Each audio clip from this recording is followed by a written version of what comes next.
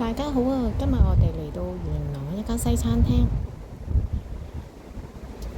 咁呢，就發現到有間隱世嘅美食，個名叫1987 Plus。咁嚟到餐廳門口呢，就見到發覺好多 menu 啦，好多選擇嘅。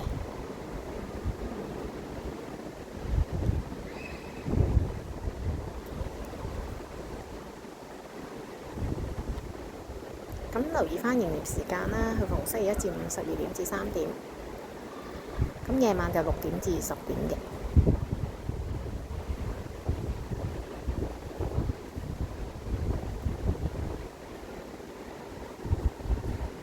咁個位置呢，就喺元朗西鐵站 A 出口，隨車管理。落咗天橋呢，個位置就喺4車管理嘅街頭位置，就見到呢間餐廳㗎啦。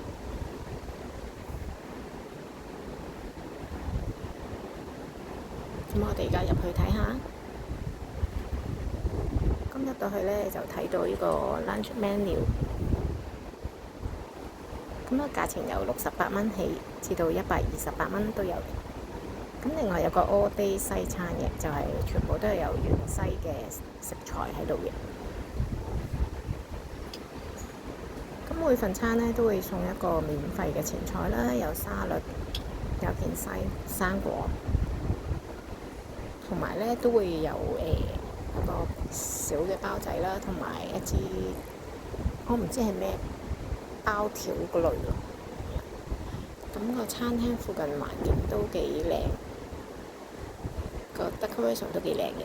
咁今日呢，我就嗌咗個牛板件配薯條嘅，質素呢係幾有驚喜。薯條呢都係幾好味嘅，係即炸嘅。另外我今日就嗌咗個杯咖啡啦。咁個座位呢就整潔，好整潔，好舒適嘅。同埋呢度服務員呢都非常之親切，都幾顧合客人嘅感受啦，同埋好有 service 嘅。咁另外佢呢度都有啲馬卡龍俾客人供應做外賣啦，48蚊一6粒。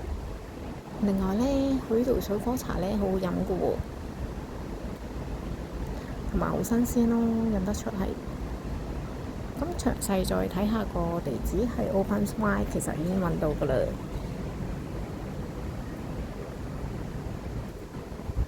咁呢間餐廳呢，都要再重睇一次啦。